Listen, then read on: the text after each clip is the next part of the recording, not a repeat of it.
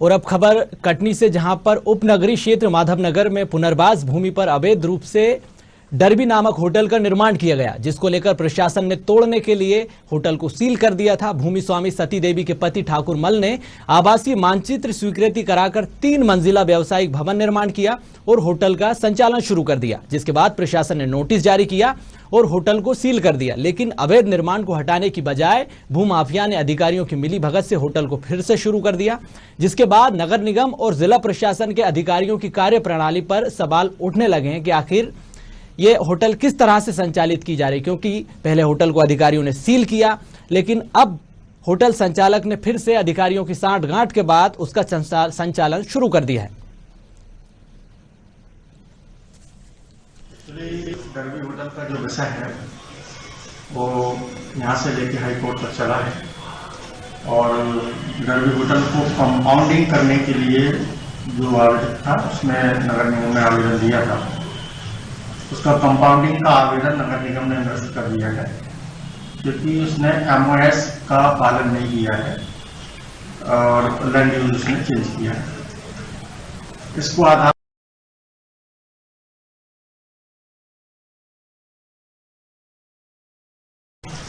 और ऐसी स्थिति में आज ये स्थिति है कि वो उस प्रकार को बनाए विचार में लिया जा रहा है और जो भी तकनीकी पहलू जितने भी हैं, क्योंकि विषय लैंड यूज चेंज करने से संबंधित है, MOS से संबंधित है, तो उसमें तोड़ने का पार्ट उतना ही बनता है जितना कि उसने MOS ज्यादा बनाया है।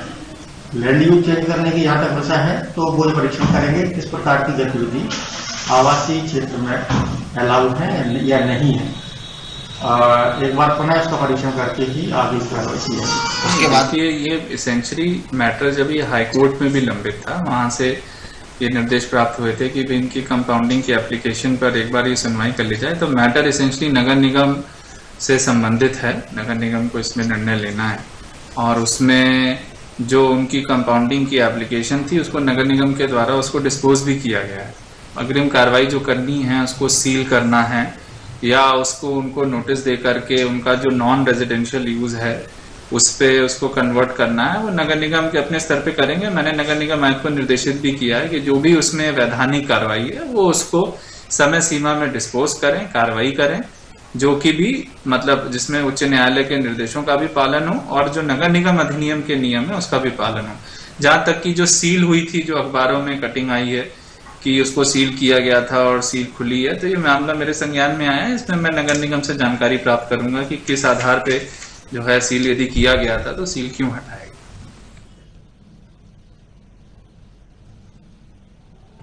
और इसी खबर पर ज्यादा जानकारी के लिए हमारे साथ संवाददाता बाला जुड़ चुके हैं। बाला, इस पूरे मामले को समझने के बाद 2 बातें सामने आती है। पहली तो ये कि क्या जो होटल संचालक है उसने किसी तरह से अधिकारियों के साथ सांठगांठ कर भ्रष्टाचार कर होटल को फिर से शुरू किया, या फिर अधिकारियों पर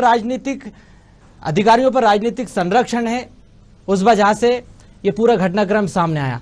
राजनीतिक दबाव के कारण अधिकारियों पर दबाव बना, जिसके बाद अधिकारियों ने इस होटल को फिर से शुरू किया है।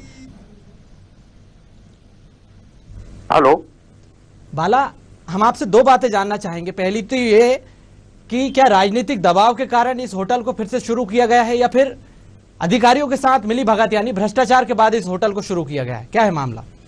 ये मामला जो है राजनीतिक से भी जुड़ा हुआ है कि राजनीतिक दबाव के कारण अधिकारियों पर प्रेशर बना है, जो उस कारण से ही शायद ये सील खुली है, क्योंकि कोई कुछ नहीं बोल रहा, अधिकारी भी किसी का नाम उजागर नहीं कर रहे कि किसके पॉलिटिकल प्रेशर से ये खुली है सील। लेकिन जो अधिकारी हैं वो ये कह रहे हैं कि नगर निगम से इस बारे में बात करेंगे कि पहले किस आधार पर होटल को सील किया गया था, तो कौन सी वो चीज है जिसको आधार बनाया था जिसके बाद होटल को सील किया और अब फिर ऐसी परिस्थिति बनी कि होटल को फिर से शुरू करना पड़ा। ये जो होटल बनी हुई है रहवासी नक्शे में इसका नक्शा पास हुआ है।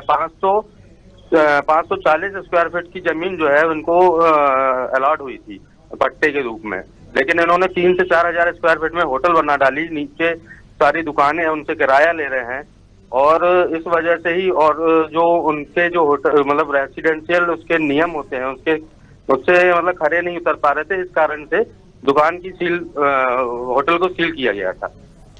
बाला, एक बात और हम यहाँ जानना चाहेंगे कि अब आगे प्रशासन की क्या कार्यवाही, क्या इस अवैध निर्माण को तोड़ा जाएगा या फिर इसे रेसिडेंशियल कन्वर्ट किया जाएगा?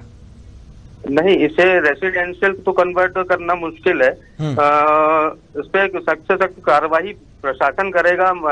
नगर निगम प्रशासन, उन्होंने मतलब हमारी बात हुई थी जो, उनपे उन्होंने यही कहा था कि हम इस पे जरूर कार्रवाई करेंगे, लेकिन कार्रवाई में विलंब क्यों कर रहे हैं इसका कुछ अंदाजा नहीं हो पा रहा है कि वो खुद भी दबाव में है, शायद पॉलिटिकल दबाव में है, या कुछ ऐसा किया हुआ है कि मतलब इस कारण से वो होटल तोड़ने में, कार्रवाई करने में असफल हो रहे हैं।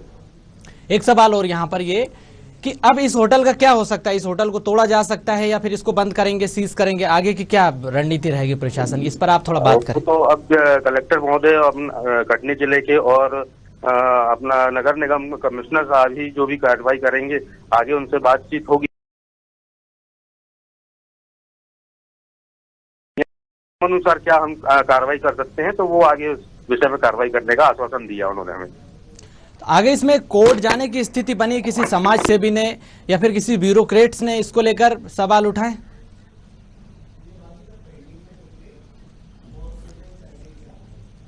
और इसी खबर पर ज्यादा जानकारी के लिए नगर निगम कमिश्नर हमारे साथ सत्येंद्र सिंह जी जुड़ चुके हैं। सत्येंद्र जी, जो होटल सीज करने की जो कार्रवाई की थी, होटल को सील किया गया था, वो किस आधार पर सील किया गया, थोड़ा सा आप बताएं। होटल का जो लैंड यूज था वो रेजिडेंशियल था और उसमें कमर्शियल एक्टिविटीज चल रही थी, इस आधार पर उस होटल को सील किया गया था। बिल्कुल।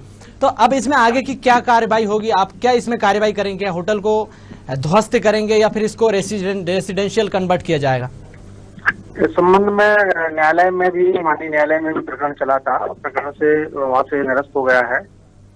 और जिसका होटल था उसने कंपाउंडिंग के लिए आवेदन दिया था, वह भी निरस्त कर दिया है। बिल्कुल। टेक्निकल रूप से इसका फिर से परीक्षण करेंगे और अगर आवश्यक हुआ तो उतने पोर्शन को हम ध्वस्त करेंगे जो कि अवैधानिक रूप से बना है। बिल्कुल, यहाँ तक तो बात है ठीक है, लेकिन अब सवाल ये है कि पहले इस होटल को सील कर दिया गया था, तो अब इसे फिर से किस तरह से संचालित किया जा रहा है? ये काफी पुरानी बात है और तब समय में यहाँ पर था नहीं, किस आधार पर किया है ये भी अभिलेख देख के बता पाएंगे।